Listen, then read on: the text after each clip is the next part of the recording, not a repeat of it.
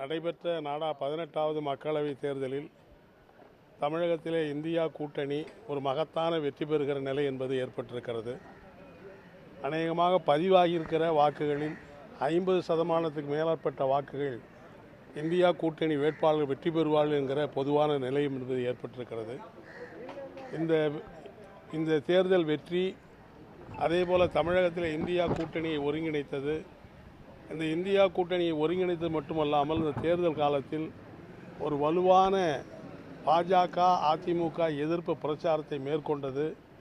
கூட்டணி கட்சிகளை ஒருங்கிணைத்து தமிழ்நாடு முழுவதும் தேர்தல் பரப்புரை மேற்கொண்டது உள்ளிட்ட பல முனை பணிகளில் மகத்தான பங்காற்றிய நம்முடைய மாண்புமிகு திராவிட முன்னேற்றக் கழக தலைவரும் மாண்புமிகு முதலமைச்சர் அவர்களுக்கு மார்க்சிஸ்ட் கம்யூனிஸ்ட் கட்சியின் சார்பில் நன்றி அறிவிப்பதற்காக இன்று வந்து நேரடியாக பார்த்து இந்த தேர்தல் பரப்புரையில் அவர் எடுத்துக்கொண்ட முயற்சி, தேர்தல் பரப்புரையிலே பாஜகவையும் மோடியினுடைய மோசமான செயல்களை அம்பலப்படுத்தியும் மத்திய அரசு நீடித்தால் இந்த நாடு எதிர்காலத்தில் எப்படிப்பட்ட மோசமான நிலைமையை சந்திக்கும் என்கிற எல்லா விவரங்களையும் மணிக்கணக்கில் ஒரு நாள் கூட ஓய்வெடுக்கமின்றி இந்த தேர்தல் பரப்புரை மேற்கொண்டிருக்கிறார்.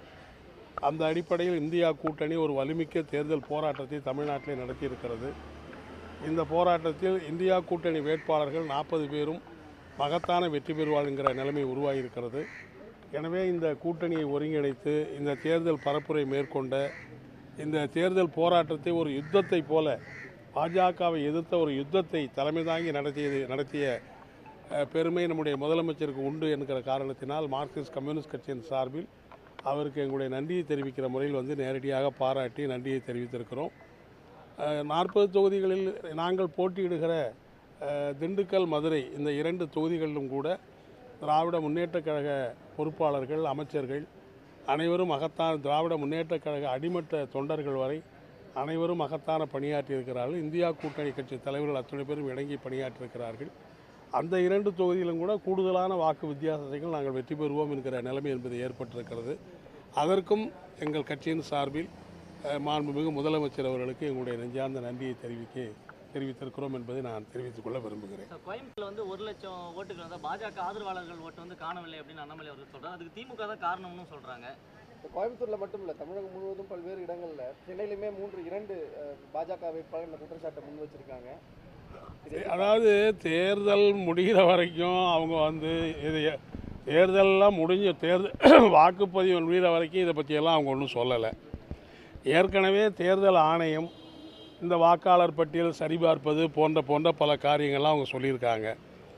அப்போதெல்லாம் அவங்க கவனத்தில் எடுத்திருந்து அதை சரிப்படுத்தினா நம்ம வந்து கவனிச்சிருக்கலாம். இப்போ தேர்தல் முடிஞ்ச பிறகு 1 லட்சம் வாக்காளர்கள் இல்லைங்கிறதும், அதுவும் குறிப்பாக பாஜக வாக்காளர்களாக இல்லைன்னு இல்லாத பாஜக வாக்காளராக பார்த்து பட்டியலே நீக்கியிருக்காங்கன்னு சொல்கிறதெல்லாம் அவங்க ஏற்பட போகிற தோல்விக்கு இப்போருந்தே ஏதாவது சிப்பு கட்டணும் அல்லது இப்போருந்தே ஏதாவது ஒரு முன்கூட்டியே ஒரு காரணத்தை சொல்லி வைக்கணுங்கிறதுக்காக சொல்லப்படுகிறதே தவிர அது உண்மையானதாக தெரியல. தேர்தல் ஆணையர், தலைமை தேர்தல் ஆணையர் அதற்கான உரிய விளக்கத்தை எல்லாம் கொடுத்திருக்கிறார். உடனுக்குடன் செய்திகளை தெரிந்து கொள்ள சன் நியூஸ் பெல் ஐகானை கிளிக் பண்ணுங்க.